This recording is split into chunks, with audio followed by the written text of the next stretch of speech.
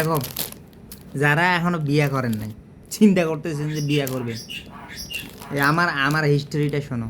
আজকে শুক্রবার, অফিস বন্ধ।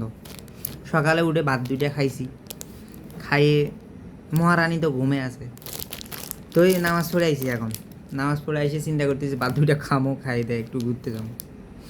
তো আইসে ফাতিলে দেখছি ভাত নাই, ভাত রান্না করে নাই। মহারানী আইজও ঘুম, ওটা নাই। তো এখন খিদে তো লাগছে ভাই, খাইতে হইব।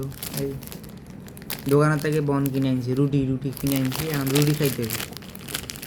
আসলে বেসালার টাকাই বা বেসালারে যেরকম খাইবেন, বিয়ে করার পরে বেসালার থেকেও আরও খারাপ করে খাইতে হবে। এগুলো হচ্ছে যে খেজুরের রসের দিয়ে গুড় তৈরি করে, খেজুরের রাব বলে আর কি।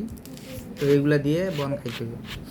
এই মহারানী আজও ঘুম, এখন এগুলো দিয়ে খাইতে হবে। কী করার ভাই, এরকম হালকা করে ঢালি নিয়ে এই বুঝছেন, কত সুন্দর করে একটার উপর একটা দিয়ে জাতা দিয়ে খাও। ভাত রান্না না, কী করবেন, খিদে দিয়ে লাগছে, খাইতে হবে। বেসালার আছেন, বেসালারে থাকো। বিয়ে খালি যায় না ভাই, নাহলে কপাল খারাপ। কপালে খারাপই আছে, শনির দশা।